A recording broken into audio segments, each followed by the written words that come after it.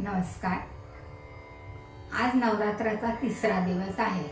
आदि माया पार्वतीने घेतलेले तिसरे रूप म्हणजे चंद्रघंटा आहे। शिवाशी लग्न केल्यानंतर पार्वतीने कपाळावर अर्धचंद्रकोर सजवलेले होते, म्हणून तिचे नाव चंद्रघंटा पडले। ती सौंदर्याची मूर्ती आहे आणि शौर्याचे प्रतीक आहे। या देवीची उपासना केल्यास आध्यात्मिक आणि आत्मिक शक्ती प्राप्त होते। दुर्गा देवीचे चंद्रघंटा स्वरूप कल्याणकारी आहे। ती दशभुजा आहे। तिच्या गळ्यात एक पांढऱ्या फुलांची माळ आहे। या देवीला पांढऱ्या रंगाचा नैवेद्य दाखवतात। दुधापासून बनवलेले खीर, बासुंदी याचा नैवेद्य दाखवतात। आज राखाडी रंग आहे।